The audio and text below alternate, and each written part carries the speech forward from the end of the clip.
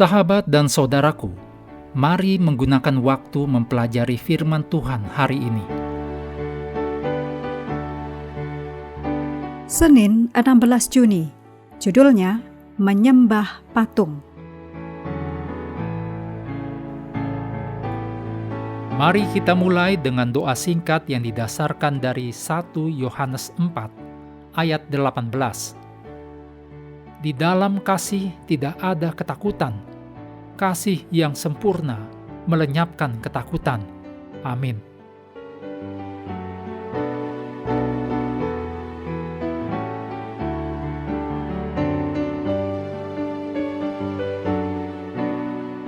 Betapapun Nebukadnezar terkesan dengan apa yang Daniel telah lakukan, pada awalnya ditujukan kepada Daniel dan Allahnya. Dicatat dalam Daniel 2 ayat 46-48. Namun kesetiaan itu tidak bertahan lama. Dalam Daniel 3 ayat 1-12 dapat ditemukan kenyataan bahwa patung yang dibuatnya itu seluruhnya terbuat dari emas dan bahwa raja menuntut agar patung itu disembah. Raja menggarisbawahi pembangkangannya terhadap pekabaran Allah dengan membangun sebuah patung yang dibuat seluruhnya dari emas. Apa pesan atau maksudnya? Bahwa Babel tidak akan pernah jatuh dan Nebukadnezar akan selalu menjadi raja. Dan siapapun yang berani menantang gagasan itu akan dihukum mati.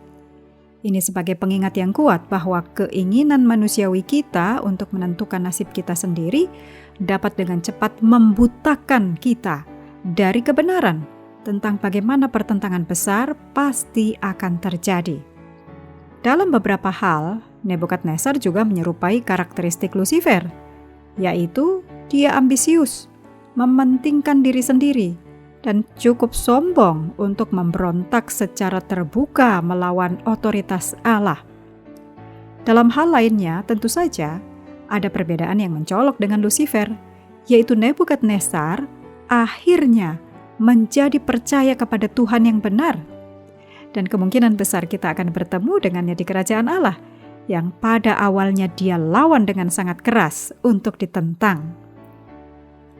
Dalam Daniel 3 ayat 17 dan 18, kata-kata dari 3 laki-laki Ibrani yang menentang Raja, Sadrak, Mesak, dan Abednego, mengajarkan kepada kita tentang iman. Dan hal yang terkadang dituntut oleh iman dari kita. Pikirkan, betapa mudahnya ketiga orang ini merasionalisasi jalan keluar mereka dari situasi berbahaya ini. Lagi pula bukankah mereka fanatik, rela dibakar hidup-hidup hanya karena tidak sujud? Tidak bisakah ketiga orang ini berpura-pura saja membungkuk untuk mengikat tali sepatu mereka sambil berdoa kepada Allah mereka sendiri? Apakah itu benar-benar layak untuk apa yang mereka hadapi? Pikiran mereka sangat jelas. Bahkan kata-kata mereka menunjukkan kalau mereka tahu bahwa mungkin hidup mereka tidak akan lolos dari hal ini. Bagaimanakah kita dapat menghindari rasionalisasi mudah yang memberi kita kesempatan untuk berkompromi dengan iman kita? Lukas 16 ayat 10 juga mengatakan hal serupa. Barang siapa setia dalam perkara-perkara kecil, ia setia juga dalam perkara-perkara besar.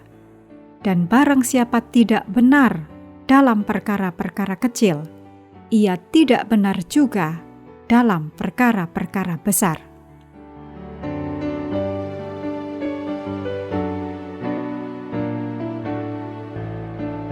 Mengakhiri pelajaran hari ini, mari kembali ke ayat inti 2 Timotius 1 ayat 7. Sebab Allah memberikan kepada kita bukan roh ketakutan, melainkan roh yang membangkitkan kekuatan, kasih, dan ketertiban.